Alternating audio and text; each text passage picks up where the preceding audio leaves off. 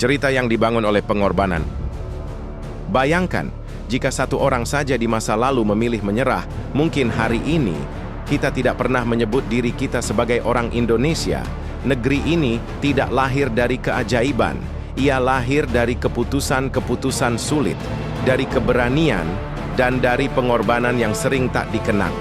Ini bukan kisah pahlawan yang sempurna, ini kisah manusia biasa yang melakukan hal luar biasa. Sumpah yang mengubah Nusantara. Gajah Mada. Jauh sebelum Indonesia ada, Nusantara hanyalah kepingan wilayah yang saling curiga dan bermusuhan. Di tengah kekuasaan Majapahit, seorang patih bernama Gajah Mada mengucapkan sumpah yang terdengar gila. Ia menolak hidup nyaman sebelum Nusantara bersatu. Bagi sebagian orang itu mimpi besar, bagi yang lain itu ancaman. Perang terjadi, wilayah ditaklukkan, darah tumpah, dan ketika tragedi Bubat meledak, semua kesalahan jatuh pada satu nama. Gajah Mada dijatuhkan, dihapus dari kekuasaan. Namun anehnya, setelah ia jatuh, Nusantara justru bersatu. Bab 2. Kehormatan yang dibalas pengkhianatan. Diponegoro and Pattimura, berabad-abad kemudian, penjajah datang membawa senjata dan tipu daya. Pangeran Diponegoro melawan 5 tahun. Belanda hampir kalah, lalu mereka mengajak damai. Diponegoro datang tanpa senjata karena ia percaya kehormatan. Namun pintu ditutup, tentara muncul, ia ditangkap. Ia tidak kalah perang, ia kalah karena terlalu percaya. Di Maluku, Pattimura berdiri. Ia tahu melawan berarti mati, tapi diam berarti diinjak selamanya, dan ia memilih berdiri. Bab 3. Perempuan dan api perjuangan.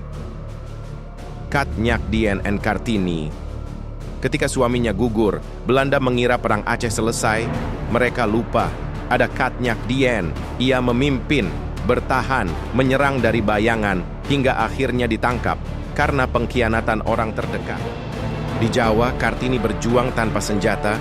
Ia melawan dengan pikiran. Ia wafat muda, namun idenya hidup lebih lama dari peluru manapun. Bab 4. Suara yang tidak bisa dibungkam.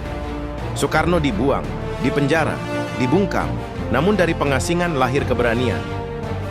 Syahrir bekerja dalam diam, berbicara pada dunia, saat yang lain berbicara pada rakyat, dan pada satu pagi, Indonesia diproklamasikan. Namun kemerdekaan bukan akhir perjuangan. Bab 5. Api, perpecahan, dan harapan.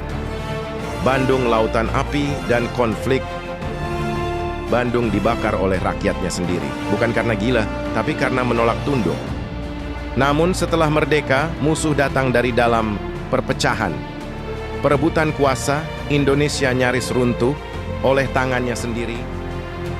Indonesia berdiri bukan karena satu pahlawan, tapi karena banyak orang yang rela terluka, rela kalah, bahkan rela dilupakan.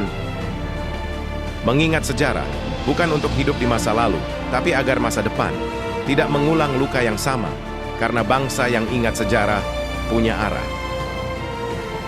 Terima kasih telah meluangkan waktu untuk mendengarkan cerita ini. Semoga kisah yang kita lalui bersama bukan hanya menghibur, tapi juga mengingatkan bahwa sejarah hidup di dalam diri kita semua.